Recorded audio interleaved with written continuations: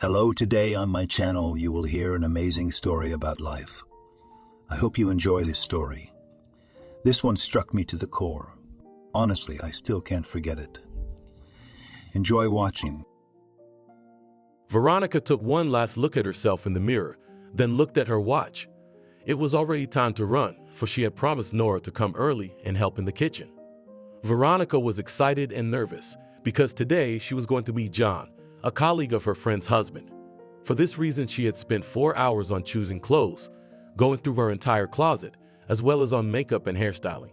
She wanted to be irresistible, and she liked the result. Already 3 years she was alone. After a failed marriage, new relationships had not happened. Fans, of course, were, but no one was not attracted and wanted love, passion, emotions. John seemed to her quite an interesting man.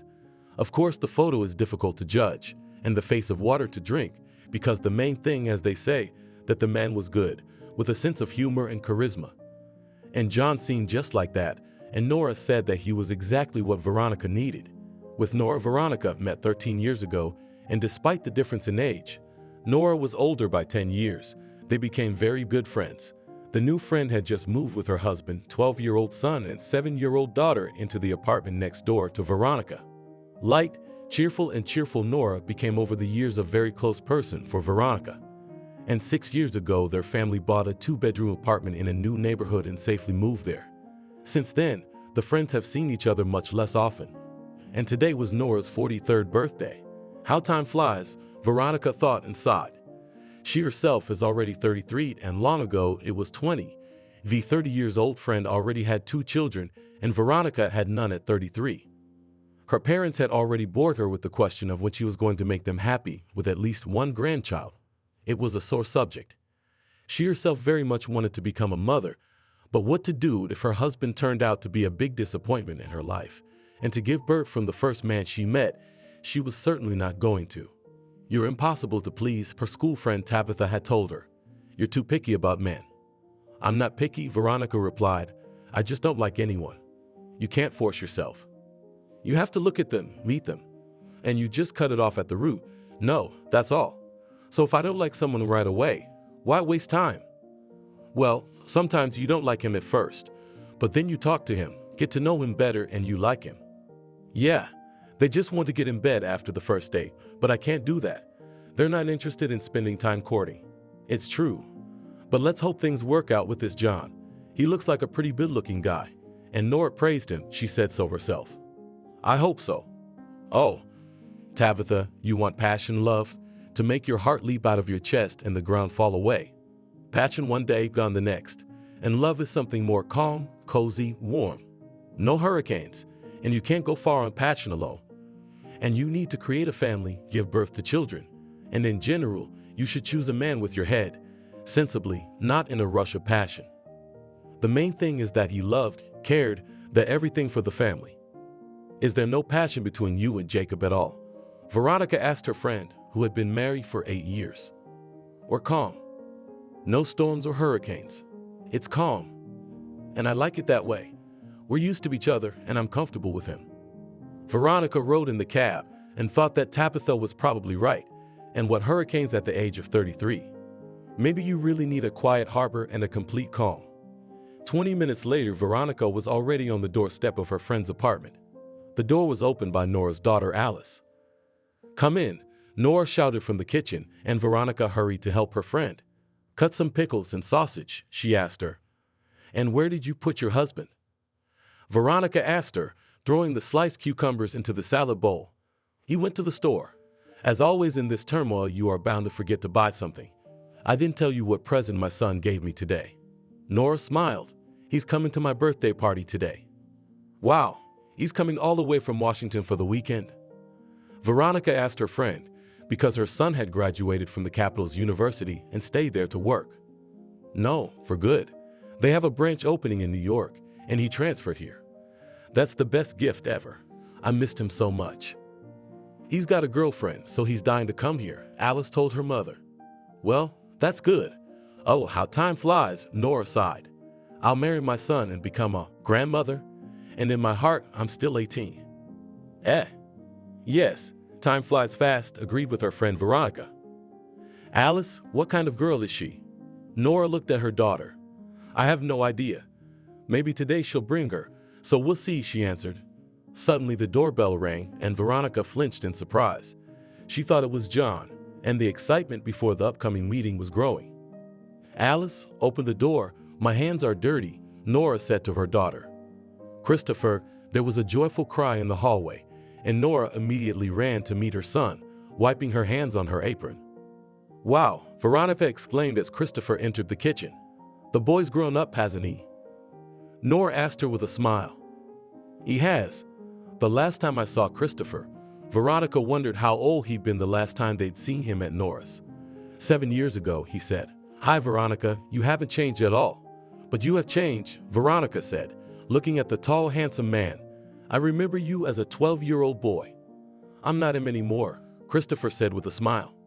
Can I help you? No, son. Have a seat. We're almost done here, said Nora, stroking her son's back. Why did you come without a bride? Veronica asked him. And you want a bride right away, he replied, not stopping smiling. And I would have brought her and introduced her parents, Nora said. Some other time. Where's your father, by the way? He went to the store. He should be back by now. His mother answered him. How are you? He asked Veronica, sitting down on a stool. Fine, she lied and stared at Christopher again. I still can't believe it's you. I see you're smitten, he answered, not taking his eyes off her. The front door swung open and Oswin, Nora's husband, appeared on the doorstep. Christopher, he said cheerfully, looking at his son, and he hugged his father. Taking the grocery bag from her husband, Nora returned to the kitchen. Veronica, John called Oswin. You won't come today. His mother is sick. He went to the hospital with her. So some other time. Well, what can you do? Some other time, Veronica sighed. Her mood immediately soured. So much preparation time and all for nothing. The guests came one after another after Oswin, and soon they were all seated at the large table in the room. Veronica felt a little dizzy after she had drunk several glasses of wine to toast the birthday girl. Why are you drinking anything? She asked Christopher, sitting next to her. I'm driving, he answered. How long have you been driving? Without hiding her surprise, she asked. It's been 5 years. Veronica, wake up. I am already 25 years old, not 12 or 15. With a smile on his face, he said. I know. She took a few more sips of wine. What a man he's become, she thought, glancing at her friend's son all the time. At 18, when she'd last seen him before today's meeting, he'd been very nice too, but still a boy, and now he was a real man who probably had no shortage of girls. The music started to play, and everyone began to get out at the table for a slow dance. Pour some more wine, please, Veronica asked Christopher, looking at her empty glass. He rose from his chair and gave her his hand. Veronica looked at the tight muscles on his arms, and what wide shoulders he had. She could barely resist the urge to run her palm over them. What a pleasure it was for her to feel him holding her tightly by the waist, pulling her slightly closer to his body. She didn't want this dance to end. She could hear the slightly faster beats of his heart, his light breath barely touching her hair. Veronica suddenly shook her head, startled by her thoughts and wanting to banish them from her mind. God, what am I thinking about? She thought suddenly, as if waking up from a reverie. Are you all right? Christopher asked her, seeing her gesture. She looked up and their eyes met. There was something in his gaze that gave her an electric shock, and a shiver ran through her body. Mischievous sparks danced in those gray eyes, staring at her piercingly, and it seemed to Veronica that he understood all her thoughts. Unable to utter a word, Veronica nodded and lowered her head again. Her heart beat harder, and she was afraid that he could hear its frantic beats. But then the music ended, and Veronica hurried to get out of Christopher's strong arms, even though she didn't want to. She sat down at the table again and drained the full glass of wine she had just poured. You look like you've decided to get drunk tonight, Christopher said, sitting down beside her. He had a sleek smile on his lips. I'm not, Veronica replied, feeling drunk. After all, a sober person could not have such thoughts, which were still running through her head. For the rest of the evening she did not drink another drop of alcohol. And by the end of the party Veronica had sobered up, which she was glad of. Christopher will drive you home, Nora said as Veronica started to get ready to go home. He'll be living in our former apartment for a while anyway, so you'll be on your way. That's the last thing we need, Veronica thought, They'll be neighbors too. You'll just run over there. It's been 2 weeks since I've gotten the berries to you. I've got a freezer full of them, so you can have them all. Nora always brought a lot of berries from the countryside and shared them with her friend. Veronica baked excellent pies with them, which were adored by all her friends and relatives. Veronica came downstairs with Christopher. "Have a seat," he said as he opened his car door. "Thank you," she replied, settling into the seat next to the driver. Christopher put on some music, and they chatted the whole way, reminiscing about things from the past. Veronica felt awkward around him, confused and inexplicably trembling. "I'll probably pick up some berries later," she said as they pulled up in front of the house. Veronica looked at her watch. It was past 2 o'clock in the morning, and it was silent, with only a few of the windows of their house lit, illuminating the darkness. "It won't take long," Christopher said. "Let's go. And I'll help carry it up to the apartment." "All right," Veronica agreed. A few minutes later, they entered the apartment where Veronica had once been a private guest. She looked around and smiled, remembering those times, her and Nora sitting in the kitchen, and the boy who had now grown into such a handsome man. "Come in," Christopher said, taking her lightly around the waist and guiding her into the kitchen.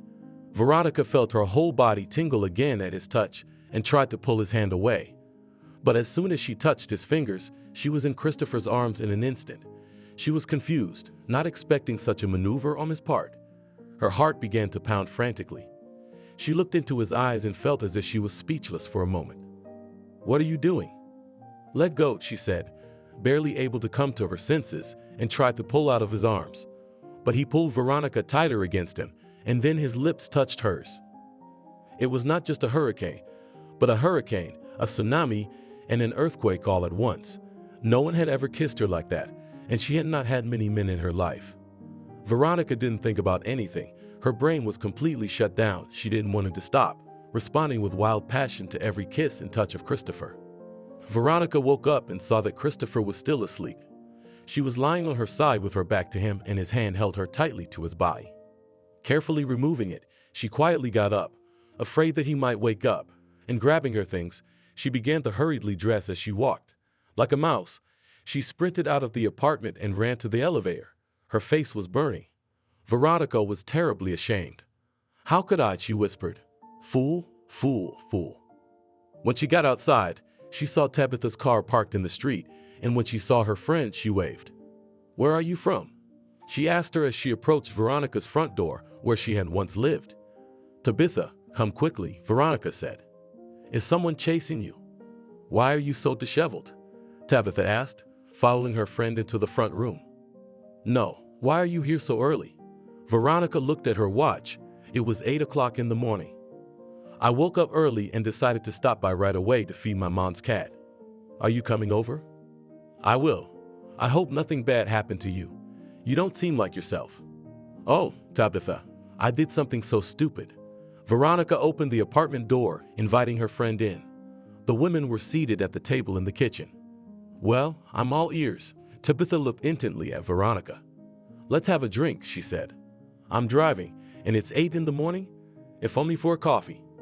Veronica turned on the coffee maker and sat down at the table opposite her friend. "Tabitha, I slept with Christopher," she said, covering her face with her hands.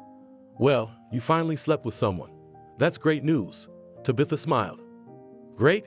Christopher, Nora's son."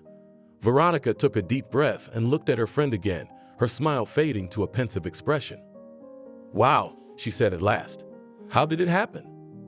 "He drove me home. I went to his apartment for berries, and then here, he kissed me, and then everything is like a blur."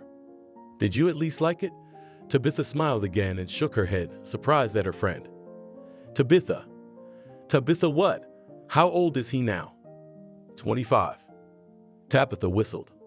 "Oh, time flies. He's a grown man. Did you take the berries?" "Are you kidding me? I feel like a pervert now. He was 12 when Nora and I met. I remember going for walks with Nora, Alice, and Christopher going to their cottage. He was always my friend's child to me. I can see Christopher right in front of my eyes. When he was that boy. Well, he's a boy now. You're a woman, he's a man, and there's nothing so outrageous about what happened. How am I going to look Nora in the eye now?" Veronica's cheeks were burning. "Well, you didn't rape him. You both did it of your own free will. That doesn't make it any easier." Veronica sighed heavily. So there was a hurricane. Tabitha smiled again. There was an apocalypse. Tabitha, I've never had one of those before. Remembering that night, Veronica felt goosebumps run all over her body again. Listen, it was fine and good. Don't beat yourself up like that. There's no going back. It was a huge mistake. And now he's gonna live in the next door neighbor's apartment. I just don't get it. Where's John? He couldn't make it. Oh, well, maybe he's not needed anymore. Tabitha laughed a little. It's not funny. What am I supposed to do now? Don't do anything. Don't be so hard on yourself. I'm ashamed of myself and I want to go to hell. And the worst part is that I can't stop seeing that night and getting goosebumps. What if you and him could work out? You're crazy. Veronica looked at her friend in amazement. I'm also 8 years older than him. 8 is not 28, and you look much younger. I don't care. It was a huge mistake and it won't happen again. I can't wait to meet John. See for yourself. Veronica, don't worry so much. Christopher's not gonna tell Nora he slept with you. You haven't had a boyfriend in 3 years. And now you're with a young, handsome man, so you're going for it. You had fun, and that's good. If he wasn't your friend's son, you wouldn't be reacting this way. I'm going to go feed the cat, and I have other things to do. Tabitha patted her friend on the shoulder and headed for the door. After Tabitha left, Veronica lay down on the bed. She couldn't get the night and thoughts of Christopher out of her head. And what scared her the most was that she wanted to do it all over again. After a while, Veronica dozed off, but not for long. She was awakened by the doorbell. Her heart pounded frantically in her chest. She was sure it was Christopher. She went to the door and looked through the peephole. It was him. After gathering her thoughts, Veronica decided to open the door because hiding was stupid, and it was better to explain now than to postpone it until later. "Hi," Christopher said, entering the apartment. He was holding a large bag. "You forgot the berries." He put the bag on the floor. "Why'd you run away?" A smile played on his lips. He took a step forward, and Veronica immediately drew back. She didn't run away, she left. "Christopher, we made a big mistake, but it won't happen again. I was drunk. Let's just forget the whole thing like it never happened," she said in a serious tone. "A mistake? And you weren't drunk?" He took a few steps forward, and before she knew it, Veronica was pinned against the wall by his body. "We're adults," he said, staring intently into her eyes. And she saw in them the same desire she'd seen last night. "And I don't think it's a mistake. I want you, and you want me. So why give up what we both want?" "I don't want you," she lied, "and I don't want any of that." Before she could finish, Christopher's lips were against hers, and Veronica was once again disconnected from reality, completely at the mercy of the passion that had taken hold of her again, even more powerfully than the night before. Veronica could feel Christopher's heart pounding frantically, and her heart was literally leaping out of her chest. He nuzzled his nose into her hair, still clutching her tightly in his arms, and she wrapped her arms around his neck and pressed her cheek against his sweat-damp chest. Both of them were breathing heavily and intermittently. With him in the hallway against the wall in my own apartment, I've definitely lost my mind, Veronica thought, and immediately pulled away from Christopher. He smiled and kissed her lightly on the lips. "Will you let me take a shower?" he asked in a whisper. Veronica nodded, and he took her hand and headed there with her. She couldn't take her eyes off his naked body, admiring the trickles of water running down his back, over the muscles bulging on his arms, and she could hardly suppress the urge to touch him again. "We need to do this again," Christopher said, winking at Veronica. "I mean what we just did in the hallway." "You don't need to repeat anything," she answered immediately. "Don't come back. And if I do, won't you let me in?" He raised an eyebrow in surprise. "I won't. Dry yourself and go. There's a towel in the pencil case." He came out of the bathtub and, taking out a towel, began to dry himself. And Veronica immediately pulled the curtain all the way down so that she couldn't see him and he couldn't look at her. "Give me the towel, the big purple one," she asked Christopher. "Why did you hide? I've already seen all of your charms." He laughed a little as he handed her the towel. Veronica began to dry herself in the bathroom. "Does it bother you that much that I'm your friend's son?" he asked stubbornly.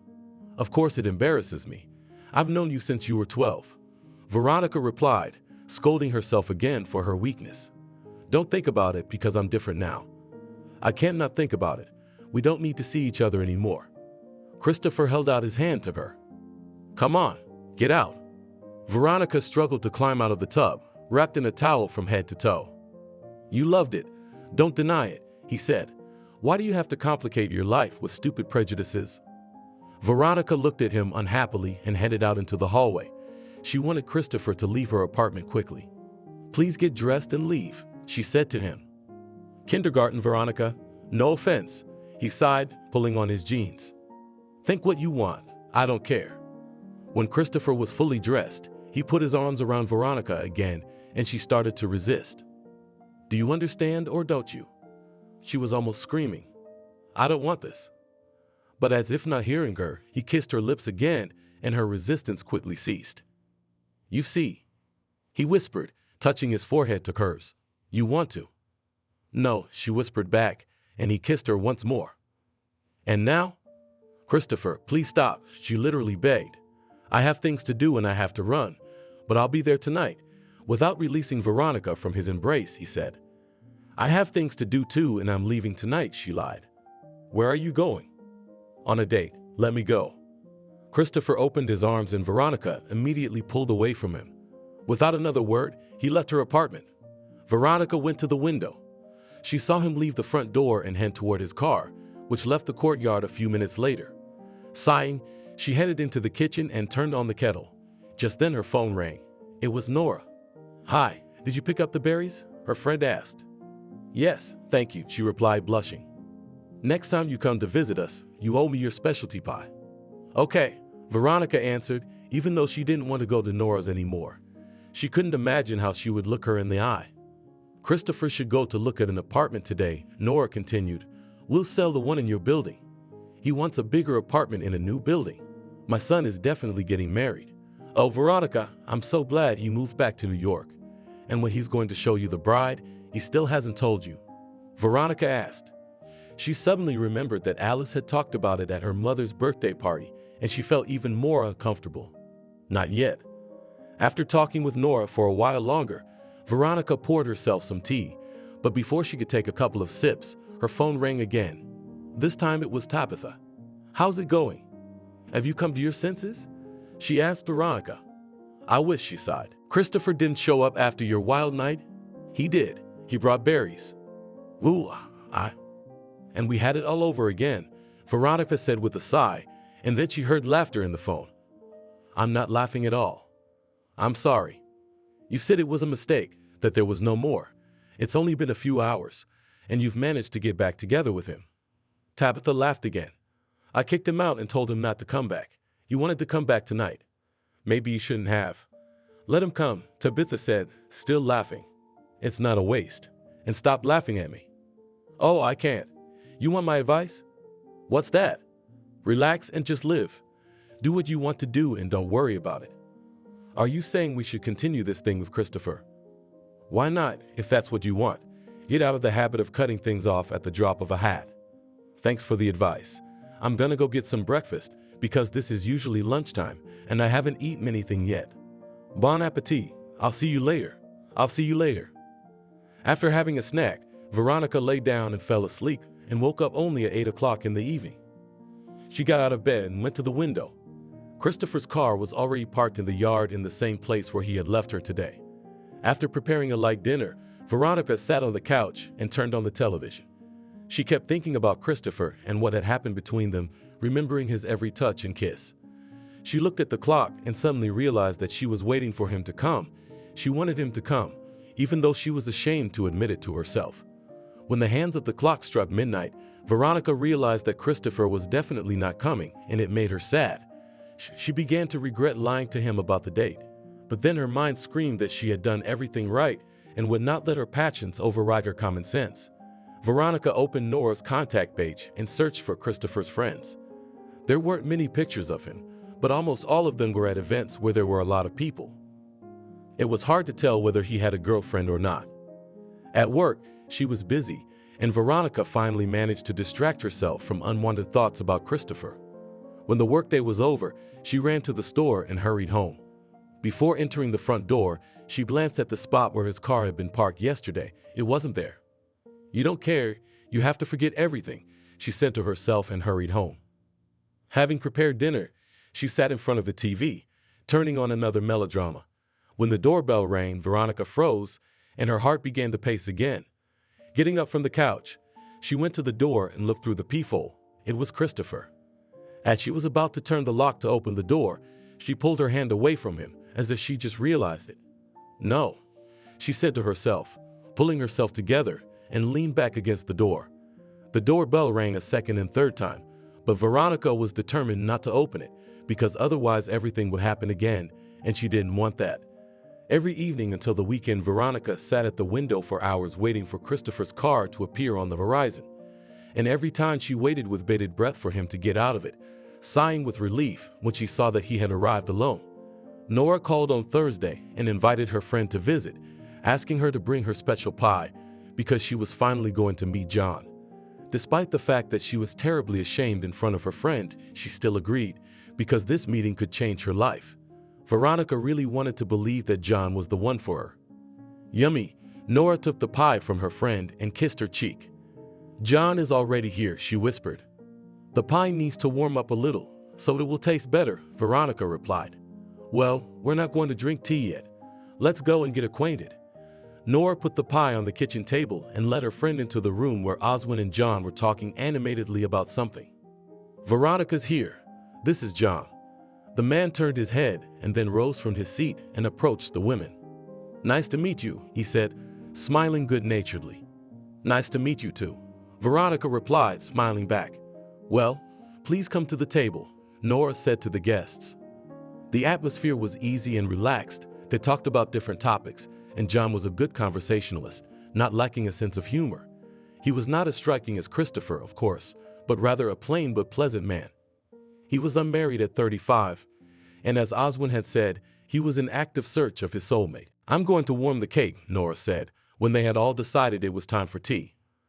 And in a few minutes the whole air in the apartment was saturated with the aroma of baked goods and berries. What an aroma," Oswin and John said almost in unison. "And what a flavor. Veronica used to spoil us with her baked goods," Nora said, putting her friend's culinary creation on the table. No sooner had she cut the pie into pieces than the doorbell rang, and the woman handed the knife to her husband and went to open it. "Hello, son," she said to Christopher, who entered the apartment, and kissed him on the cheek. "Mammy, have you prepared the documents? And what smells so good?" he asked, smiling at his mother. "I did. Come in. You must be hungry from work. We were just about to have tea. Do you have guests?" "Yes. Come on." Veronica felt the color rush to her cheeks. She wanted to fall through the floor when Christopher came into the room. She had never imagined he would be here tonight. "Good evening," he said, sitting down at the table and yawning. He looked very tired. "Where's Alice?" "She went to the club with her friends," Nora said, pouring tea for her son. "Hello, Christopher," Oswin said, and introduced his colleague to his son. Sitting down opposite Veronica, Christopher put a piece of cake on his plate. "Did you bake it?" he asked her, remembering well how she had often spoiled their family with them. Veronica felt herself blush even more when Christopher squinted at her. His gaze was unkind, and she felt like lightning was about to fly from his eyes.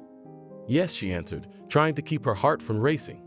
She wanted to crawl under the table and hide. "From those berries?" He smiled cynically as he continued to stare at her, and Veronica barely kept her composure. "From them?" She lowered her eyes, unable to bear the stare any longer.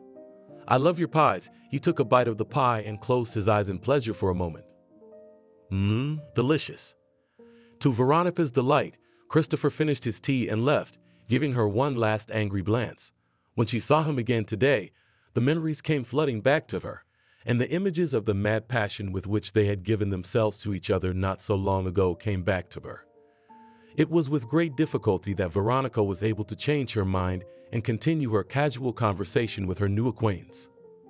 Oh, Christopher forgot the documents he'd come for. Nora gasped when she saw the folder in the hallway. "Veronica, drop by and tell him. He needs them tomorrow." Not this, Veronica thought. Maybe he'll pick them up himself tomorrow. She asked her friend, not wanting to take the folder. "You live in the same house.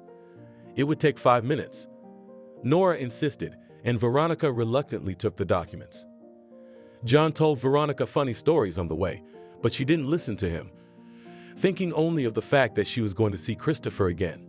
Shall we go out tomorrow? John asked her, pulling up outside her house. She had arranged to meet a friend tomorrow, Veronica said. She and Tabitha were really going to go for a walk in the park and to a cafe. Maybe during the week then. With pleasure, she replied, rewarding the man with a smile. Where would you like to go? He asked her. Veronica shrugged her shoulders. All right then, the choice is mine. John got out of the car and, opening the door, gave her his hand. See you later, he said, not letting her hand out of his. See you later. Veronica carefully released his hand and headed toward the front door where Christopher lived. She stood at the intercom for several minutes, hesitant to dial Christopher's apartment number. When a man with a dog came out of the front door, she immediately ducked inside. Once at the door, she breathed in and out, reassuring herself that nothing would happen between them this time. Christopher didn't answer the door right away, but when he did, she saw him. When he did, Veronica realized that she had woken him up with her midnight visit. He looked at Veronica in surprise and yawned, and her throat went dry at the sight of his half-naked torso. You forgot your papers, she said in a slightly husky voice, holding out the folder to him. Right, he said. Come on in. He invited Veronica to come into the apartment. Just take the documents and I'll go, she said, continuing to hold out the folder, which he immediately took. You're acting like a child, he said with a sigh. Don't you think it's silly to run and hide from me? I'm not running and hiding, she said as she crossed the threshold. I've already told you everything. Come into the kitchen. Let's just talk. Just don't touch me, she said immediately. Are you afraid that again you will not be able to resist? He grinned slightly, not touching Veronica with a finger. What an ego you have, she grinned back and went into the kitchen and sat down at the table. Christopher sat across from her, staring at her intently as if studying her. Didn't your date go so well that my parents decided to introduce you to this John today? He asked. That's none of your business, she answered sharply. Why do you want him? Christopher asked, not taking his eyes off her. I shouldn't have come in. Veronica got up from her chair and was about to leave, but Christopher blocked her way. Let me through, she said. I don't understand you. Why are you pushing me away? This isn't the Stone Age. You want me as much as I want you. Veronica took a step back. This isn't right. There's nothing more between us. I just want to leave. Let me through, please, she almost begged. Christopher stepped closer, and Veronica pressed herself against the wall. You promise we just talk, she whispered. We are talking, he replied, standing literally a few centimeters away from her. It's not like I'm touching you. Veronica stared into his eyes, her heart jumping out of her chest again, the ground slipping away from under her feet and her head spinning. More than anything, she wanted to be in his arms again, to surrender to the passion that was burning her. I want you, Christopher whispered, leaning his head toward her ear, his cheek lightly touching hers. Veronica felt her whole body tingle again. He looked at her again, though, and his lips were so close. Veronica closed her eyes, expecting him to kiss her now, but it didn't happen. When she opened her eyes again, he was still looking at her. Do you still want to leave? He asked. Yes, barely audibly, she whispered. Liar. Christopher smiled slightly and stepped away from her. Veronica realized she couldn't take a step, continuing to stand against the wall. Go. I'm not holding you, he said. She plopped down on the nearest chair and took a few breaths. Christopher walked over and held out his hand to her.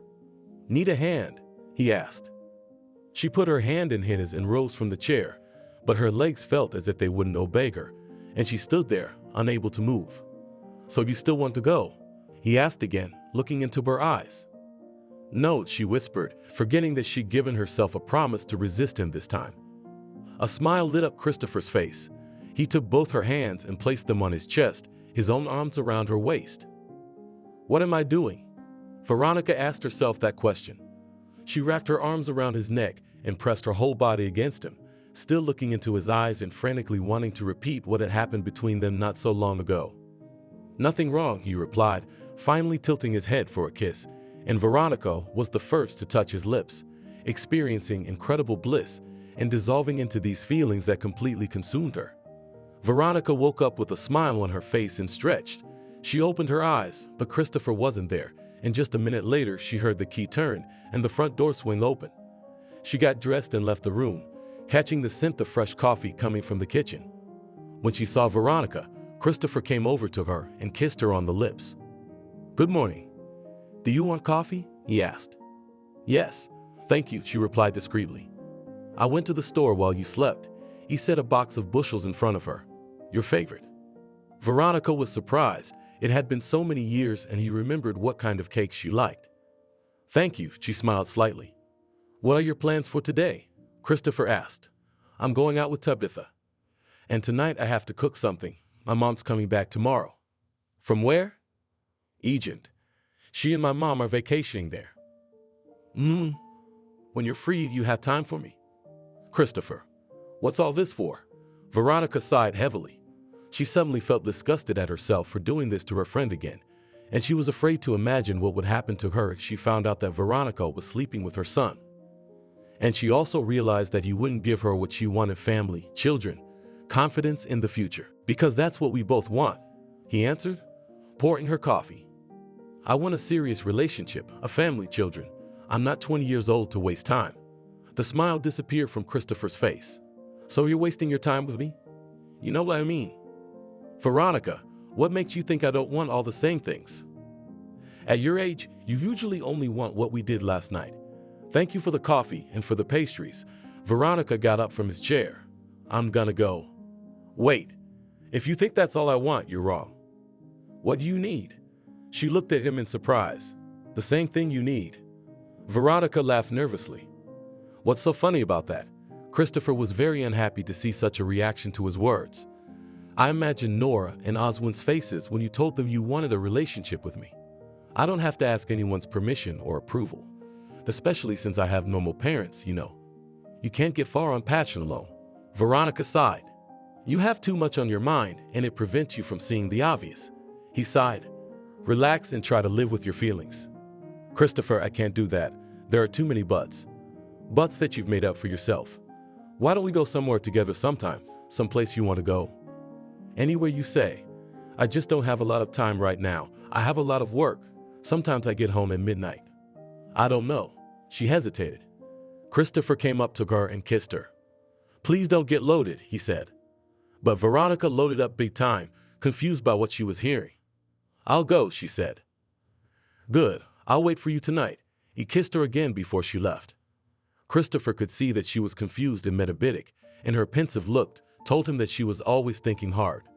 All he had to do was trust his feelings and do what he wanted, especially if they both wanted the same thing. Tabitha wasn't there yet, and Veronica sat down on a park bench. She leaned her head back and put her hand to her forehead. Christopher hadn't left her thoughts for a moment. "Why are you sitting there like that?" Tabitha asked, who Veronica hadn't even noticed, immersed in her own thoughts and memories. "I'm waiting for you," she said, and got up from the bench. "So tell me, how are you doing? Have you sorted out your passions?" They walked leisurely down the path. "If only," Veronica sighed. "I was at Christopher's again that night." Tabitha laughed out loud. "Oh, I can't get enough of you," she said with difficulty. "Told the mistaken again. And how many times do you plan on being so wrong?" "I want to finish this and I will," Veronica said confidently. Weighing all the pros and cons, she still made this decision. "Oh, did she?" Tabitha couldn't stop laughing. "John invited her to go out with him. It's a cakewalk. I hope it does. Christopher and I can't get anything but hot nights together. I need a serious man and a serious relationship. I don't want to end up chasing two birds and catching none of them. And what makes you think Christopher's not serious?" "He's an arrogant boy. He's not serious. Alice said he came back here for a girl and he's cheating on that girl with me. He says he wants a relationship too.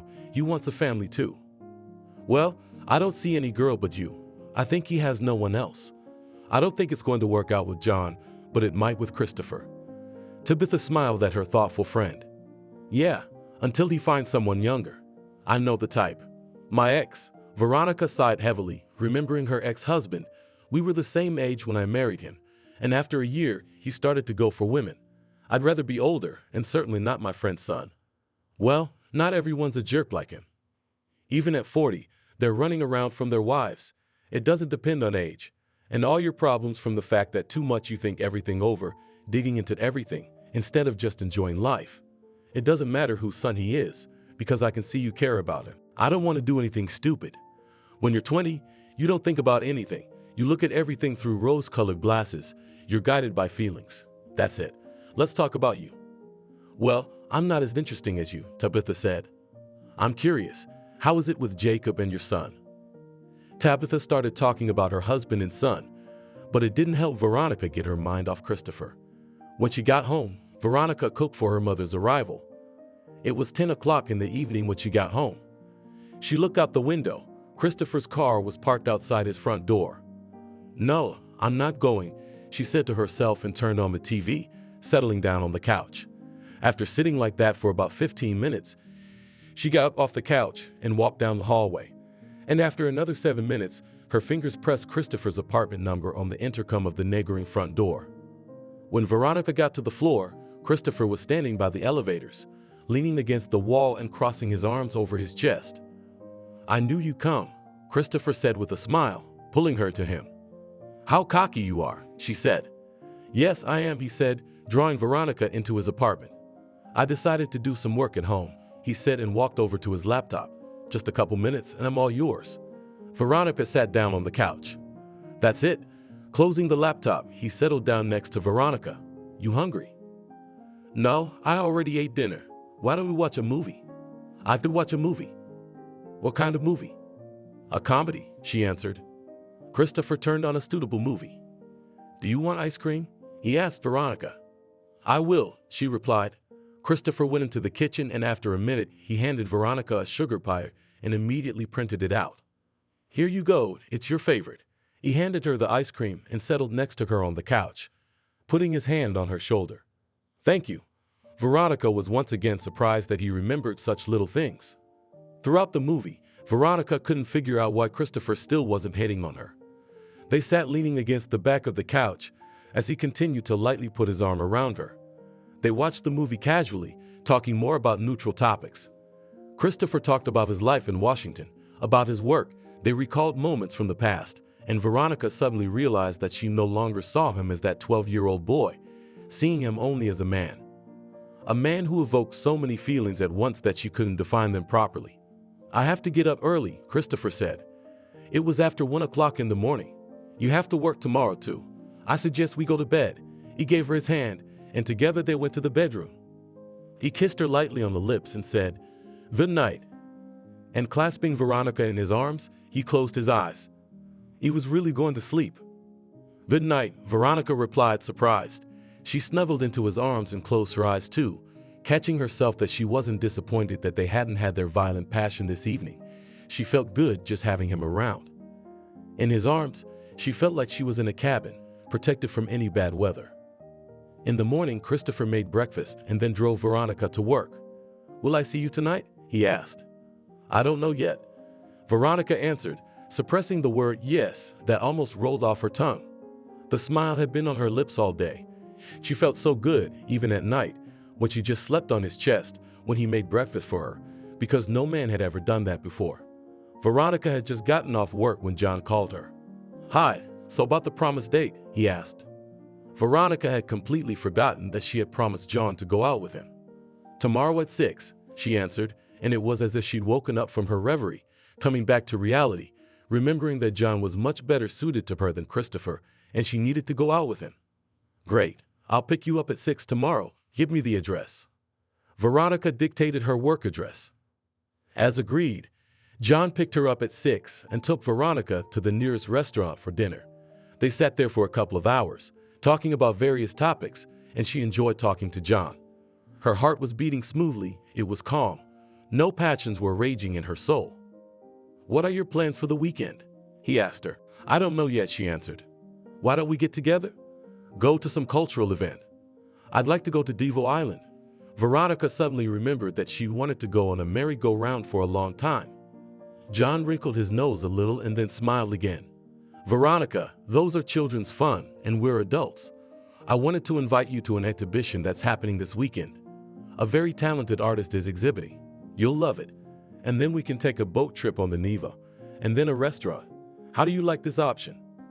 Veronica was certainly not a connoisseur of art, but the fact that John invited her to the exhibition, she liked it because it characterized him as an intelligent man, involved in culture, and not devoid of romance, because he wanted to take a boat ride.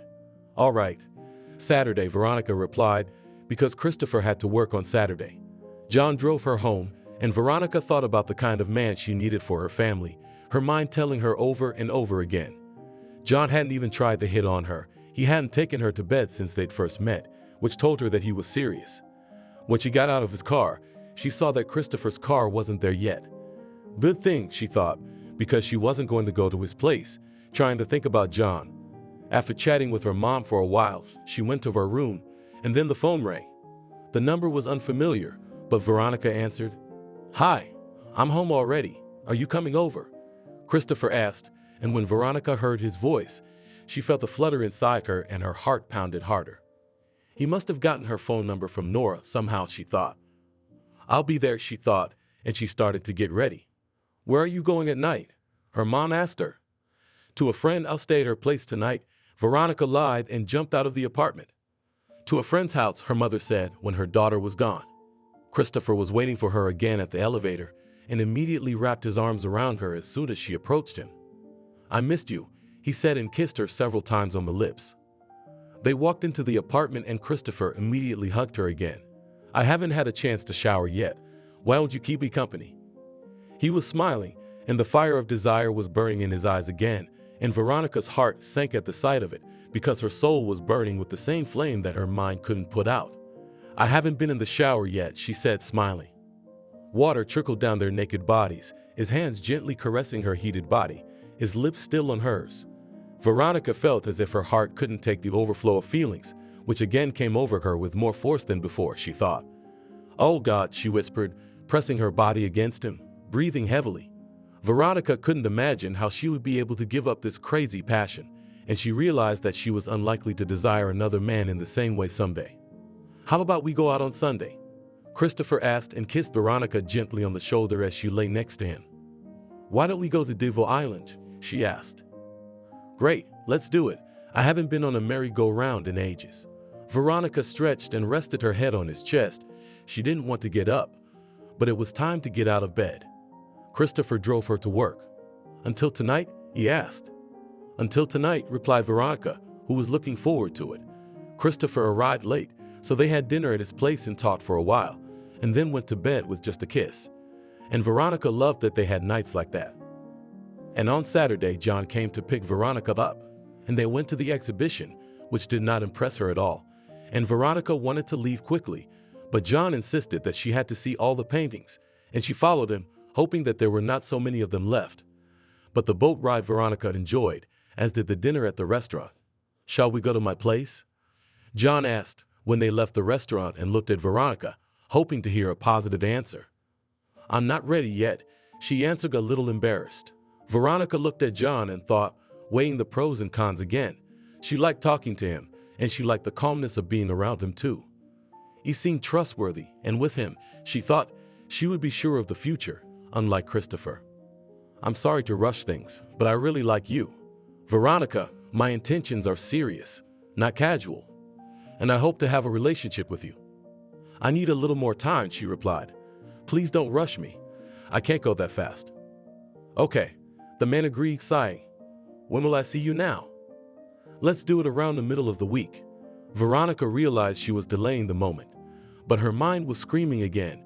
"Come on, make up your mind. It's so soon. I'd like to see you again sooner, like tomorrow." "I can't tomorrow. Let's do Monday then." Without going into details, she replied. "Until Monday then." John kissed her hand goodbye. When she got home, Veronica thought about the previous day, about how John was quite a nice man. She felt that he was the kind of quiet and peaceful harbor suitable for family life. On Sunday morning, Veronica went with Christopher to Krastovsky Island. It was wonderful to feel somewhat like a child again, riding on all sorts of merry-go-rounds. She laughed incessantly, enjoying life. It was easy and good for her. "Do you want cotton candy?" Christopher asked Veronica. "Yes," she replied, trying to remember the last time she had had cotton candy. Christopher hurried to the kiosk where they sold it. Here, he held out a huge multicolored sugar ball on a stick to Veronica, and she took bite after bite of it with great pleasure. "You're all messed up," Christopher said, laughing. He took a pack of wet wipes out of his pocket and gently began to wipe the cotton candy residue from her face. Veronica looked at him and realized she had never felt as good with anyone as she did with this man. "Shall we go for a boat ride?" he asked her when he finished wiping the last bit of cotton candy stuck to her cheek. Sure, she agreed, and holding hands, they headed toward the dock. It was a wonderful day. Veronica even thought it was the best day of her life. Grabbing a pizza on the way, they arrived at his place in the evening. Veronica felt so happy, and she didn't want the day to end. "I'm moving out of here in a couple weeks," Christopher said as they sat at his house eating pizza. "To a new apartment?" she asked. "Yes. It's almost ready." He looked at Veronica seriously. "Will you come with me?" he asked, and Veronica almost choked when she heard such a question. "Are you suggesting that I move in with you?" she asked. "Yes, I'd like that very much. Christopher, I told you I want something different, not just living together. And your parents?" Veronica replied seriously. "I remember." Christopher smiled and took another bite of pizza. "We'll be fine, just trust me. I promise you won't regret it." "I don't know." Veronica sighed heavily. "Just say yes." "I promise to think about it," she said, catching herself thinking that she would really like that. She was completely confused, having no idea what she should do. Her heart was screaming yes, yes, yes, while her mind kept saying no. Monday after work, she did meet up with John. They walked around the park for a while and had dinner at a nearby cafe. It was the same for Wednesday. "Veronica, I can't take it anymore," John said. "If you don't like me, just say so." Friday, she suddenly replied before leaving him. She had finally made up her mind. Maybe after being intimate with John, she would finally get rid of this incredible attraction to Christopher. Lately, their relationship had been going too far. It was scaring Veronica. She was thinking about his parents again. She was unsure of her future with him again. John was looking forward to Friday. He even asked to leave work a little early to get everything ready. Then he went to pick up Veronica afterward. Please, he escorted Veronica into the room where a small table was set up with lighted candles on it, adding romance to the ambience around it. Veronica was feeling tense. She took a seat at the table and smiled strangely at John, who began pouring wine into her glass. Seeing her tension, John decided not to rush things, but sat down across from her, trying to entertain her with conversation. She looked at him and shook her head, as if she wanted to wake up from the dream she'd been in when she'd agreed to come here. "What am I doing here?" she asked herself in her mind. "Who am I trying to fool?" All she could see was Christopher. Veronica suddenly remembered their trip to the Devo Island, those nights when they just slept in each other's arms, how he'd make her breakfast in the morning, how he'd scrub cotton candy off her face. After all, she was happy with him, not only when they were in a frenzy of passion, but always when he was just there for her. And now she wanted to be with him, not here or with John. The calm she felt around him was nothing but indifference. "John," Veronica suddenly interrupted the man sitting across from her.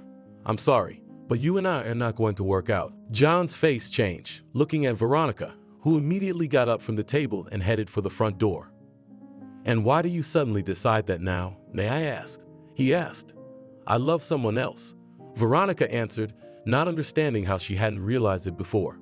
For some reason, it had become so obvious to her only now. "Open the door, please, and apologize again." John laughed. "What?" he asked through his laughter.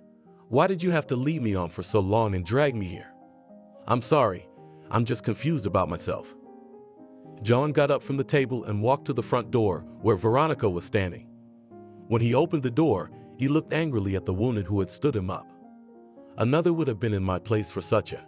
He didn't finish, and Veronica quickly jumped out of John's apartment. "Get out of here, you fool," she heard one last time. Veronica exhaled as she made her way downstairs. She hailed a cab and called Christopher, but the caller was out of range. Christopher had promised his mother that he and his father would stop by for dinner after work. He wanted to tell her about Veronica, about his feelings for her that had never really gone away over the years. In the 7 years since they'd seen each other, his pain and passions had certainly subsided. There had been women in his life, but none of them had managed to take her place in his heart. Perhaps he was a one-woman man, like his father, who had loved only his mother all his life. Christopher decided to return to New York, from which he had fled to Washington 7 years before, realizing that at 18 he had absolutely no chance of reciprocation from her, because Veronica did not even notice how much he loved her. Then she was about to get married, and he had run away to another city, away from her, wanting to forget. Now that he was an adult and an independent man, he finally had a chance to win the woman he had loved all his life. When he had seen Veronica at his mother's birthday party, his feelings had sharpened with renewed vigor, and he had also noticed her interest in him. And when they were alone together, he just couldn't keep those feelings under control any longer. And now, she wanted him as much as he wanted her. All that remained was to win her love, and Christopher was sure he would. Tomorrow, he was going to buy a ring and propose to Veronica, as well as to confess his feelings, because Veronica persistently did not want to see them. "Christopher, how are things at work? Why are you always working late? You work on Saturdays too?" asked Nora her son, appetizing her cutlets with fried potatoes. "From now, we just opened recently. We need to get everything in order. Then it will be easier, Mom," he replied, smiling.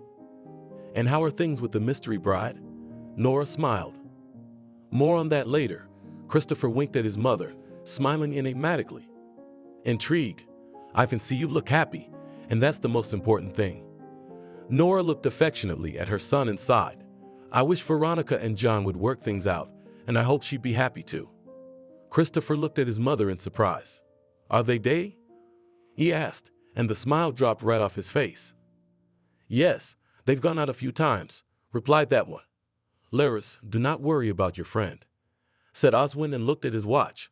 "I think at the moment they have everything is just about to come together." Well, can you elaborate?" Nora looked at her husband curiously. "Didn't she tell you? You wouldn't like to discuss such things."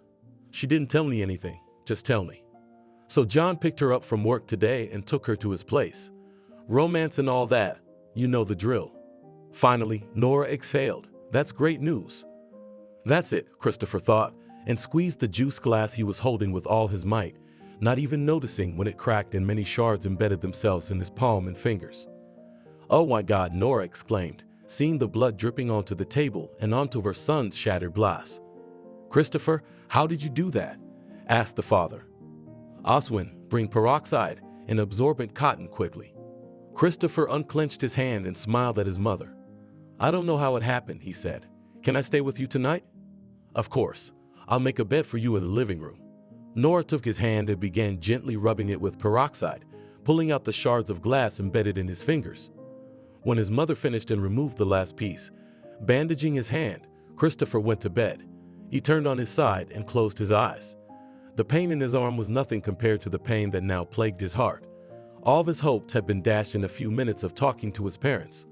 Christopher's car was gone, but Veronica knew he would be late for work today. She dialed his number one more time, but the caller was out of range again. Veronica went home, deciding that tomorrow she would tell him of her decision to move in with him. And Nora was not a wild animal after all, and maybe she could understand her friend. Suddenly she didn't care about anything else. All that mattered was that she loved Christopher and wanted to be with him. The next day she dialed Christopher's number again, but it was still turned off or out of range. Veronica looked out the window, and what was her surprise when she saw him outside his car. Christopher was putting some boxes in the trunk. Veronica quickly jumped out of the apartment and headed toward him, a happy smile playing on her face. "Hi, what kind of boxes?" she asked, continuing to glow with happiness. "I called you, but your phone is off." "Hi," he replied dryly, not even turning around and continuing to put those boxes in the trunk. "I'm moving. And my phone's dead." "Christopher, is something wrong?"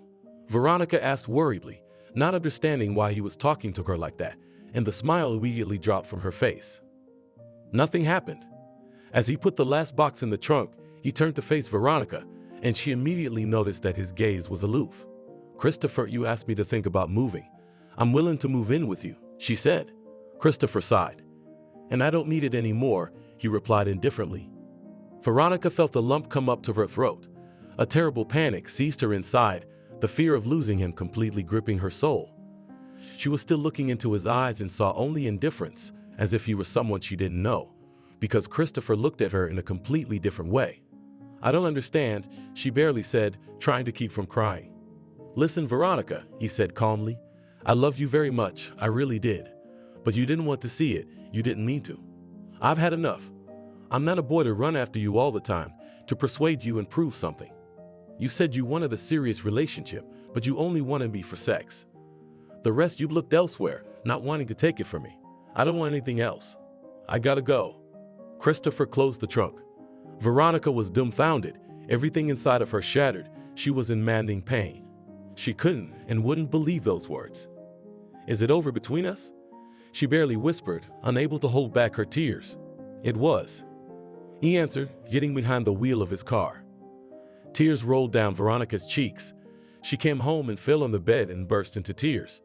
His words echoed in her head over and over again, and she refused to believe them. It was now, when she realized she loved him, that he had left her. Was that it? She whispered and cried harder, unwilling to accept such a truth. She realized that Christopher had found out about John and had no idea what she would do to get him back, or if it was even possible to get him back. Veronica lay in bed, flooding with tears. She was glad that her mother had gone away for the weekend, because she didn't want to see anyone. She didn't answer the phone, even though Tabitha and Nora had called her. She would only answer one call, but Christopher didn't call her. Her ears were constantly ringing with her last words, which made her heart tear to pieces. Veronica had no idea what she should do now. When the doorbell rang, she reluctantly crawled out of bed and looked through the peephole. Nora stood on the doorstep. After thinking for a few seconds, she opened the door. "Jesus, Veronica, what's wrong with you?" Nora gasped as she entered her friend's apartment and saw her in tears. "I called you. You don't answer. What's wrong?" Nora hugged Veronica. "It's John, isn't it?" "What did he do?" Veronica wiped her tears and blew her nose. "Not because of John," she said in a hoarse voice. "Come into the kitchen." "What are you doing here?" "I was just packing up some of the things I had left, because Christopher had already moved out, and he was going to bring the stuff I'd packed." As soon as Nora had finished speaking, Veronica burst into tears again. Sitting down next to her friend, Nora hugged her tightly and began to stroke her hair. "Zaya, what are you doing? Come on, calm down and tell me what happened." Veronica raised her red, crying eyes and looked at Nora. "He left me and doesn't love me anymore," she said in a low voice. "John? What does John have to do with this?" Veronica pulled away from her friend. "Who dumped him?" Nora didn't understand anything at all. Veronica went to the sink and rinsed her face and sat down next to her friend again. "The one I love no longer loves me," she answered. "Will you have a drink with me?" Nora agreed, and Veronica took out a bottle of martinis and juice and poured herself and her friend a full glass, emptying her own. "You better drink too," she told Nora, and she took a few sips. "Veronica, I don't understand anything." "Come on, Tony, it'll make you feel better." "It won't." Veronica drank another glass. "Nora, you can strangle me, I'll feel worse anyway." She was gathering the courage to confess everything to her friend. "No way, tell me already." Exhaling, Veronica finally spoke. "Nora, I love your son and we've had sex many times. We've had sex, we've dated." Nora opened her mouth but couldn't utter a word. Her eyes rounded and her face turned white.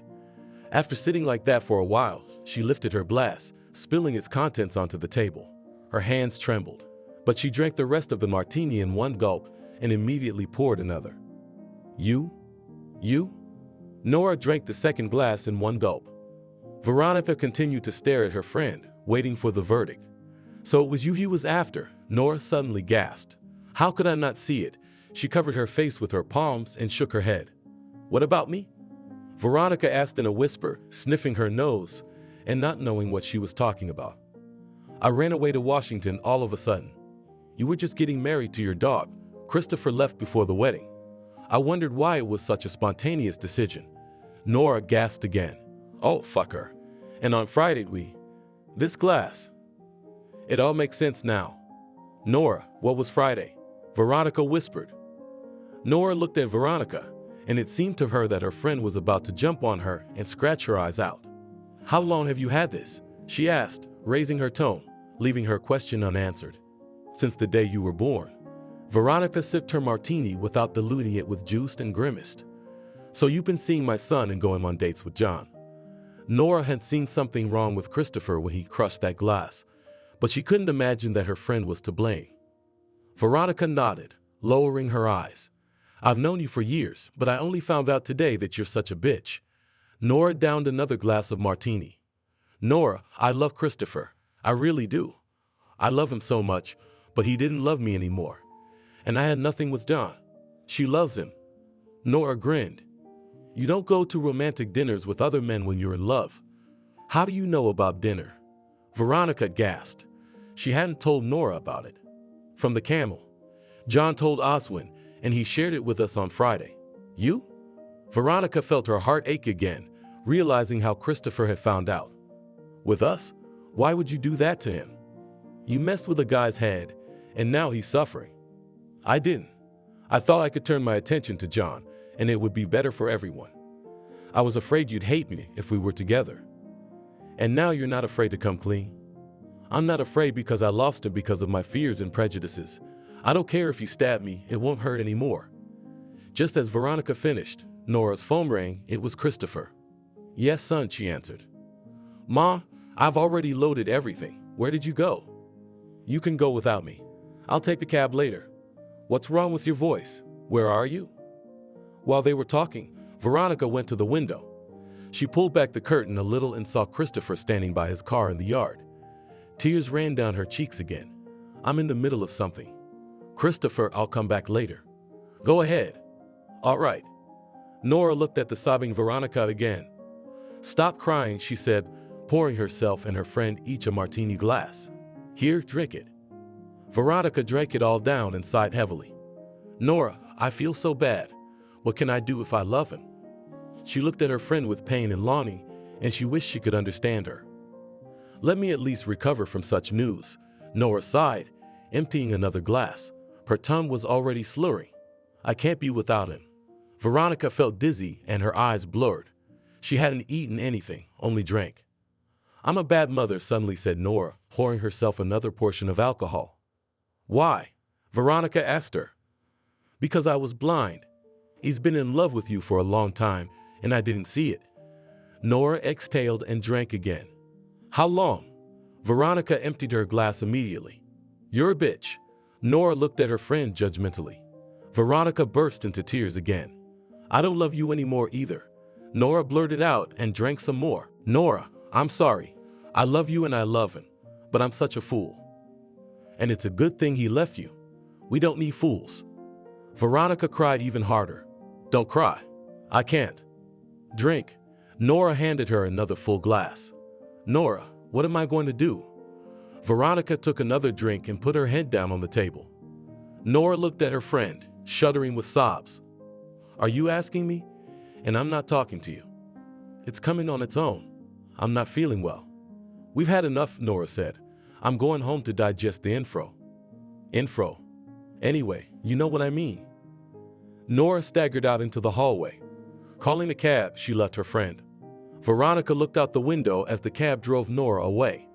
She poured herself another martini, even though she was already quite drunk. After a while, she fell asleep at the table. Christopher arrived at his parents' apartment. No one was home. He unloaded the things his mother had packed and was about to leave when Nora appeared on the doorstep. He looked at his mother with surprise and smiled. Wow, Mammy, where did you get so much? Nora plopped down on the chair and, trying to take off her sandals, fell off it. Christopher rushed over to her and lifted her off the floor. Mom has it under control, she said, smiling at her son. I see. Continuing to smile, he took off her sandals himself. Just then the front door swung open and Oswin and John entered the apartment, in about the same condition as Nora. Christopher looked at his father's colleague with hatred, though was he guilty of anything? No. But he hated the man anyway. Oh, mother, where did you come from so beautiful? Oswin asked his wife, opening his arms to her.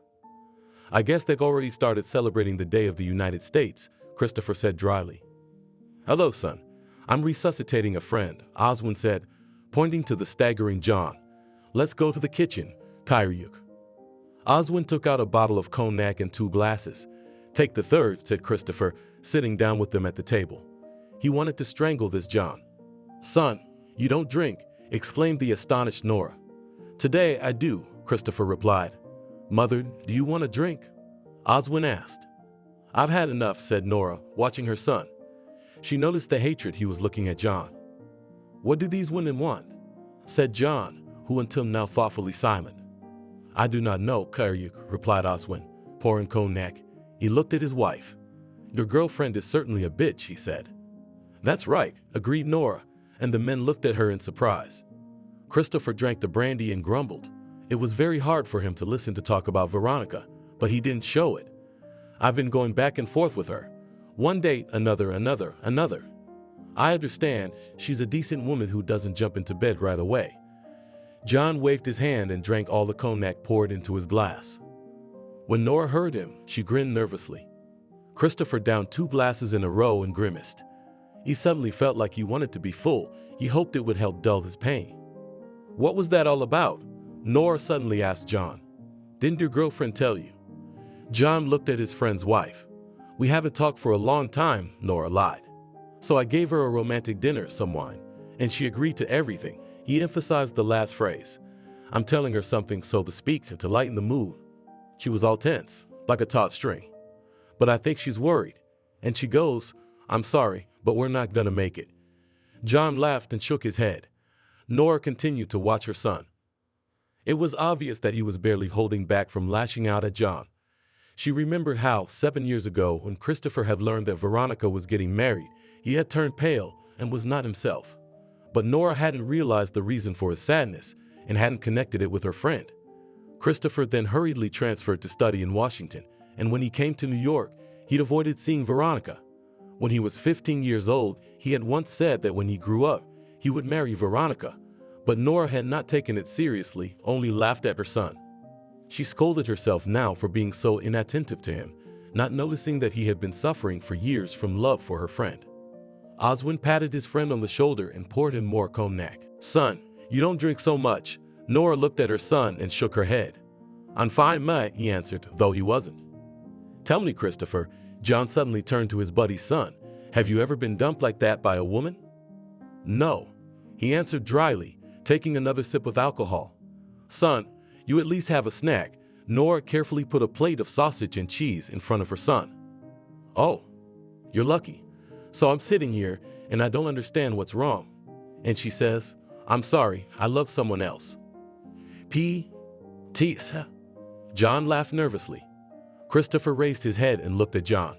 What is she saying? He asked, and Nora noticed the change in her son's look. She loved someone else. Isn't she stupid? I should have beaten her up so she wouldn't have to throw men away like that.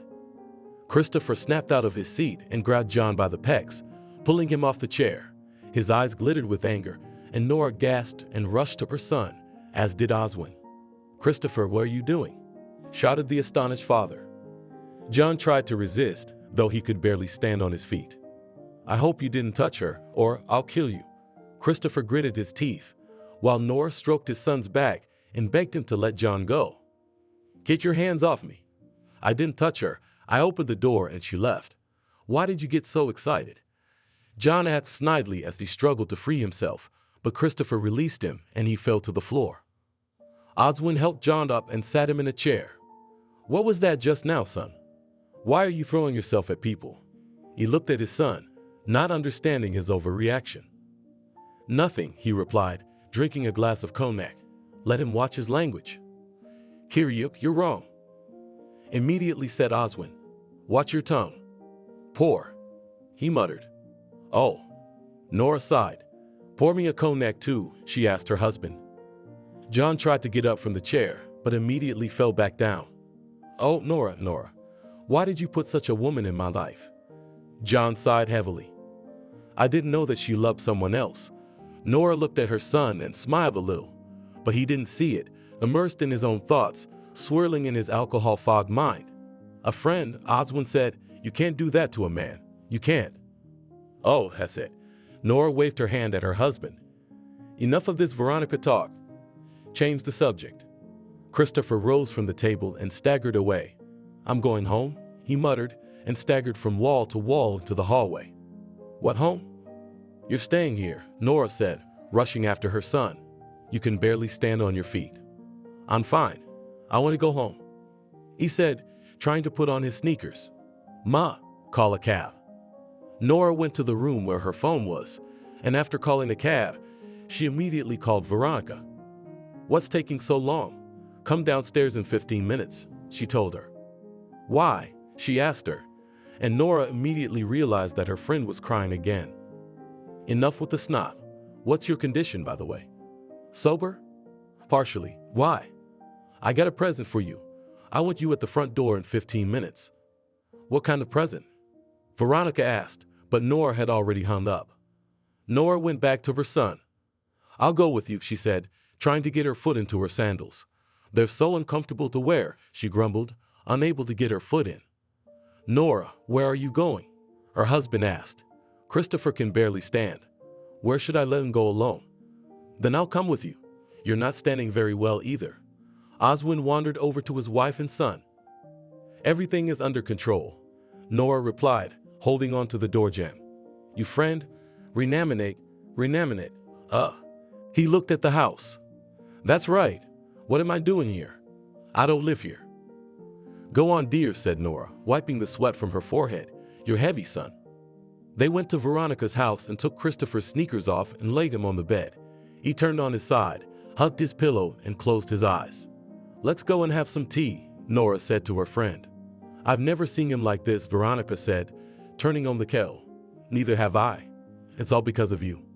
"Nora, please don't be so angry with me." "All right, pour the tea already." "Do you think he still loves me?" Veronica asked stably, putting a cup of tea with mint in front of her friend. "You should have seen how he went off on John today because of you." "Of course he does, but I don't know why," she looked at her friend reproachfully. "John? He's drinking too, and it's because of you. You're driving the men crazy, bitch." "Nora, I feel bad enough as it is, and you're still—" Veronica sighed. "What if Christopher doesn't want to see me when he wakes up?" "You'll see what happens when he wakes up. If you make my son suffer again, then I'll strangle you for sure." Veronica smiled slightly and put her palm on her friend's hand. "Nora, I love him. I've never loved anyone so much. What can I do with you? You love yourselves. You should have told me right off the bat. Oh man, we've known each other for so many years. Did you think I wouldn't understand and support you? For me, his happiness is the most important thing, and with whom, it's up to him. And you're not a stranger to me. I've been worried about you for so many years." Veronica hugged Nora. "Thank you." "Oh, okay. I'm gonna go." Nora got up from her chair. "So you can stay at my place. Where are you going to go like that again?" "No, you guys can settle this without me. And when you do, call me. I'm going to the next door." "I'll get there." Veronica kissed her friend goodbye and went to her room. She covered Christopher with a blanket and lay down beside him, stroking his hair gently. "What a fool I am," she whispered. Veronica was dreading the morning, for she didn't know how he would react to waking up in her house next to her. But her friend's words gave her hope that things might get better. Veronica woke up and immediately looked at Christopher. He was still asleep, and she sighed with relief. She was in a bad way. Her head ached and her whole body ached. She went down to the drugstore next door and bought some antipomolin. When she got home, she saw that Christopher was still asleep and went to the kitchen, immediately taking one pill. Veronica was nervous. She didn't know if Nora was awake, but she decided to call her. "I'm dying," she answered the phone and yawned. Likewise, already ran to the drugstore and bought some hangover pills, waiting for them to kick in. "Is Christopher still asleep?" "Yeah. Why don't I run over to your place and drop off some pills?" "I've got some." "I'm being thoughtful. I'll get to my bag." Nora's out of bed. "That's it. I don't drink anymore. Let's just say we celebrated US Day yesterday. By the way, happy holidays." "Yeah, you too. When are you going home?" "Oh, I don't know. I'm gonna lie around. I'm breaking down into atoms. I'll call you later. The fridge is empty, so I'll come eat at your place later." "Of course you will." After talking to her friend, Veronica decided to cook something to take her mind off her worries and pass the time. Christopher loved her pies, so she decided to bake his favorite, with strawberries. She would also make homemade shawarma, as she had all the ingredients for it. She didn't know if Christopher liked shawarma, but she always wanted it after too much alcohol, and so did Nora. Veronica went into the room periodically to see if he was awake, but Christopher was still asleep. When the shawarma was done, and she just put the pie in the oven, she came in again. Christopher opened his eyes a little, wrapped his arms around his head, and sighed heavily. "It sucks," he said, and Veronica immediately went to the kitchen to get water and a life-saving pill, which personally helped her a lot. "Take it, please. They'll make you feel better." She handed him the water and the pill, looking at him with a look full of misery. Her heart was pounding frantically. Veronica was very afraid that Christopher would leave, sending her away. "Thank you." He sat down. After returning the empty glass to Veronica, Christopher plopped back on the bed and closed his eyes. "More water," he said in a pleading tone, and Veronica immediately went back to the kitchen. Here, she handed him a full glass, which he emptied. "What smells so good?" he asked, yawning. "I'm baking a pie and I made shawarma. I don't know if you like it or not. It's right in front of my eyes." He smiled a little and then he cringed with a headache. "I'll try to get to the kitchen." Veronica smiled and exhaled with relief. "I can bring it to you here. You lie down," she said. "I can make it to the kitchen," he said, sighing heavily. Veronica heated up some shawarma for herself and Christopher. Yawning, he walked into the kitchen and sat down at the table. What a smell," he said and took a bite of the shawarma. "Is it good?" she asked. "Awesome," he replied. After finishing the shawarma, he sighed peacefully. "That's much better. Thank you. I'm going to take a shower. I remember where the towels are." Christopher got up from the table and walked out of the kitchen. "There's a new toothbrush in the cabinet," Veronica shouted to him. "Okay, thank you." Veronica still didn't know what to expect. She was starting to get nervous again. What if he takes a shower and leaves, she thought. Christopher stepped out of the shower in just a towel and returned to the kitchen, taking his old seat. "Now it's even better. Let's have some pie." He smiled, and Veronica took the pie out of the oven and began cutting it into slices. Christopher watched her, still smiling, and when she was done, he took her hand and pulled her sharply to him, sitting her on his lap, and she just gasped in surprise.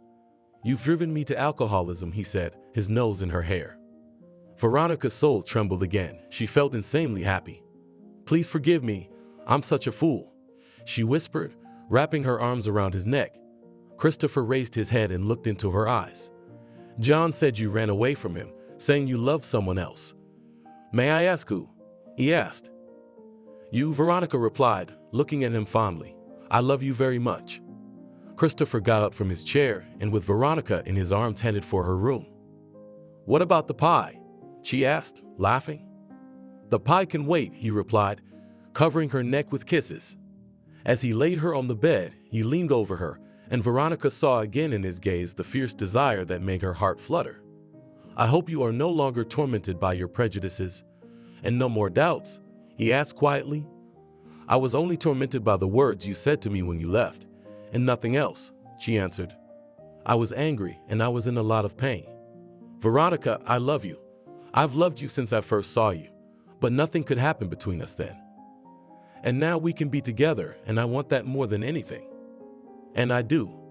When you left me, I realized how much I loved you." Christopher kissed her immediately, and Veronica dissolved into her feelings again, and this time her mind was at peace with those feelings. Nora had already called Veronica several times, but she didn't answer. After waiting another half an hour, she called again. "Finally," she said, when she finally answered, "You've been reconciling for a long time, and I'm starving." "Come, I'll feed you," Veronica said, resting her head on Christopher's chest again. "How long has she known?" he asked, stroking her back. "She found out yesterday." Veronica remembered yesterday and smiled. "So she came from you like that? We'd all had a good time last night, of course." Christopher laughed. "Yeah, I don't even remember being like that last night." Veronica kissed Christopher on the lips, got up and put on her robe. "She'll be right in." Just then the doorbell rang. Nora looked at her disheveled friend and smiled. "I see you've made up," she said, walking into the kitchen. "What flavors?" "Let's feed the hungry mother-in-law." Nora sat down at the table. "Shawarma?" Veronica asked her, knowing that Nora, like her, loves it after a binge. "There's also pie." "Give me all of it. I'm hungry as a beast." Christopher got dressed and went into the kitchen. "Hi, Mommy. How are you feeling?" He asked his mother and sat down across from her, sitting Veronica on his lap. "I think I'm alive," she replied. "I'll eat now and it will be even better." She looked at her son and seeing him so happy, she was happy herself. She was happy for her friend too, for she had never seen her eyes so bright as when she looked at her son. "When are we going to introduce the bride to her father and sister?" she asked Christopher. "Next weekend," he replied, smiling. "That's great, but I think we better get them ready beforehand." "I'll take care of that." Nora took a bite of the shawarma. That's good. That's happiness. You'll spoil me more often with her and your pies." Nora smiled at Veronica. "Nora, anything for you," she replied. After eating enough, Nora started to get ready to go home.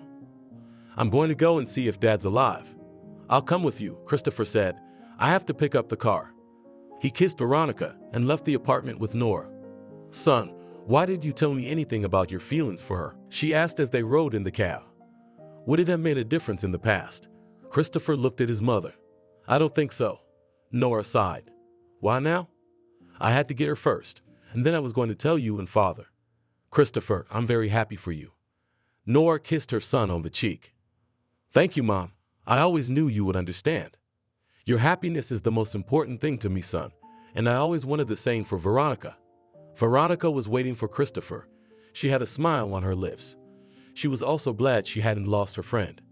"When will you move in with me?" Christopher asked when he got back to her house. He stared at Veronica, and this time he saw no sign of confusion or careful thought on her face. She smiled and immediately wrapped her arms around his torso, pressing herself against his chest. "Right now," she whispered. "Will you marry me?" he asked, and Veronica looked up, her eyes wide enough to read the answer to that question without words. Christopher pulled out the ring he bought on the way to her house, stopping at the nearest jewelry store. "Yes." Veronica put the ring on and immediately pressed herself against him again. She was overflowing with happiness and no more doubts. She had never been so sure of her decision. "Then let's get your things together." Christopher smiled contentedly, pulling her tightly against him. The following Saturday, Veronica and Christopher hurried to Nora's house, where it was no surprise to anyone who was his fiancée. "I was guessing," Alice said as they sat down at the table. "But I didn't," although when Christopher jumped on John, the thought crossed my mind. "Oh well, at least we already know Veronica. You could say she's someone we know. So when's the wedding?" "In 2 months," Christopher answered, kissing Veronica on the temple. After the wedding, when they were finally alone in the hotel room, Veronica and Christopher hurriedly began to tear off each other's clothes, and their lips seemed to freeze in an endless kiss. "I love you," Veronica whispered, dissolving into her feelings and the man who was now her husband. She still desired him just as much, and his kisses made her as dizzy as the first time. Now she knew for sure that their passion was just a manifestation of the love they had for each other. "You are mine at last," Christopher replied. It seemed to him that he could never get enough of this woman, and he didn't want to get enough of her. He had dreamed of her for so many years and thought his love would remain unrequited. But now she belonged to him and loved him. Veronica was strolling in the park with her stroller. "Here I am." Tabitha came up to her with a big, beautiful gift bag, which she immediately handed to her friend. She looked into the stroller where Veronica's daughter was sleeping. "Thank you," she replied and kissed her friend on the cheek. "Where did they put Max?" Tabitha asked about her 3-year-old son. Christopher took him to the cottage at the weekend, so that Nora and Oswin wouldn't be bored. "It'll make them feel better," she laughed a little. "Christopher's going on vacation soon, so we'll be there too." Veronica had always loved Nora's dacha, which was next door to a pine forest and a lake surrounded by pine trees, where they used to go swimming with her friends' children. Could she have guessed then that the boy, always splashing water from the lake at her, picking strawberries from the beds for her and carefully bringing a plate in the evenings when they sat in the gazebo after so many years, would become her husband? "You look great, by the way. I've been meaning to ask you, how are your passions settling down after almost 4 years of marriage?" Tabitha distracted her friend from her memories. "I wouldn't say that." She smiled enigmatically, remembering what she and her husband sometimes did. Veronica was surprised that their passion hadn't faded over time, and she still felt her heart leap out of her chest at the sight of him, and his kisses made the ground fall away from her feet. Tabitha looked at her friend, who was glowing with happiness, and thought that it was not always worth listening to your mind. Sometimes it is the heart that can give the right advice, and the mind can go astray. It is necessary to trust your feelings, not thinking ahead, what can be and what cannot be, and do not fill your head with prejudices, and just live in love. And it's a good thing Veronica made the right choice, because she wouldn't have been as happy with John as she is with Christopher. At their wedding, Tabitha had seen the eyes they had looked at each other with, and she had been a little jealous of that fervor, and how good it was that their love had overcome all doubts and prejudices. Thank you for watching this video to the end. Subscribe to the channel. Like it, write comments if you like the story, and see you on the channel.